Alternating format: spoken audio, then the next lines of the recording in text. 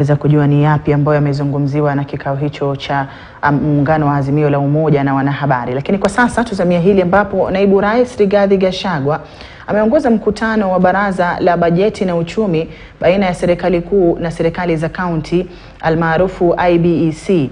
Mkutano ambao umehudhuriwa na Baraza la Magavana, Wizara ya Ugatuzi miongoni mwa taasisi nyingine za serikali. Gachagua akitumia mkutano huo kuziahidi serikali za kaunti kuwa pesa wanazodai serikali kuu zitatumwa kwa serikali za kaunti kufikia tarehe 19 mwezi ujao. Aidha, amefafanulia mkutano huo mikakati iliyowekwa na serikali kupitia mswada wa fedha mwaka 2023, akiwataka kuunga mkono juhudi hizo za serikali ya Kenya Kwanza. Hebu tusikilize.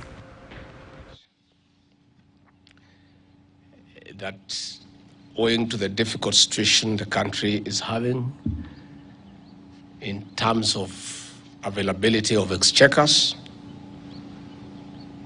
we have explained to the governors the strain that the National Treasury is undergoing, and they have understood, and after lengthy negotiations we have agreed that the National Treasury will disburse by the end of this week monies owed to the counties for the month of April.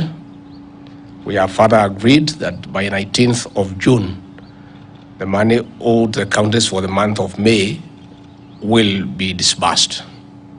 The National Treasury has given a commitment with no guarantees that we shall do whatever is possible to try to raise the money for June before the end of the financial year. But if that is not possible, the counties have been requested to bear with us.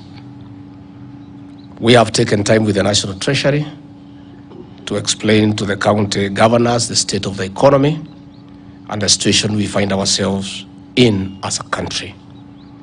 I have taken time to take the governors through why we have come up with taxation measures in the finance bill, because the Ruto administration has made a conscious decision not to pay salaries and other recurrent expenditures from borrowed funds. We have agreed as a government that all recurrent expenditure will be met from our own revenue. That is why we have certain measures to collect more revenue to avoid borrowing, because it is not sustainable. The country is having a 10 trillion debt that is not sustainable, and we cannot borrow anymore, save for development. As we have said repeatedly, if you find yourself in a hole, you stop digging and figure out how to get out.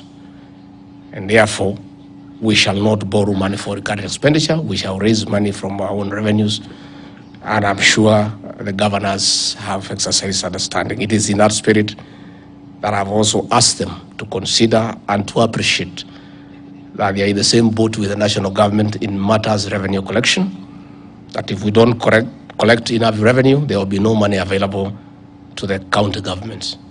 So we have requested them, even as others criticize measures that have been taken in the finance bill, the governors should be cautious of joining the choir, because if we don't collect enough revenue, they are the ones who will be having a problem, because there will be no money for disbursement.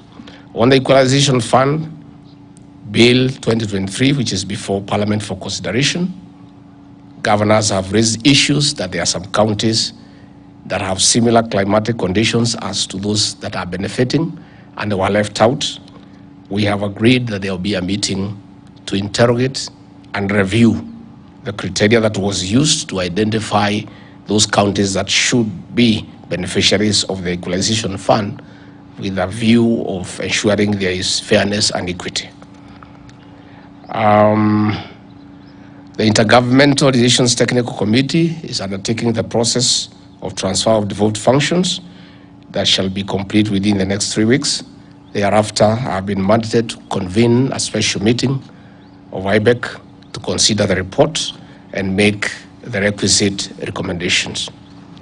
We have also discussed the issue of liabilities that were inherited from the defunct local authorities, and we have agreed that the team that is working on it will submit their report to the county governments in advance so that they can interrogate before we have the meeting. In a nutshell, we have also agreed that the new policy of continuous engagement by the Ruto administration between the national and the county governments continue. Again, we have restated that the two governments are one, we serve the same people, and we have therefore encouraged cooperation at all fronts. And before I forget, we also agreed on the issue of mining. The governors have raised concern of the uncoordinated approach towards exploiting minerals in the entire country, and information has not been forthcoming to county governments.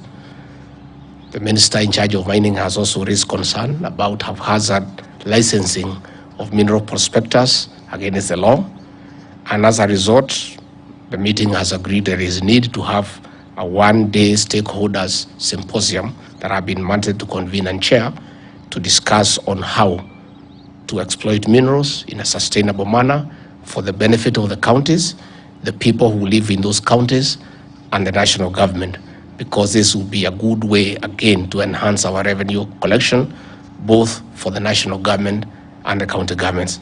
Thank you very much. Asanteni sana. Na mama wa taifa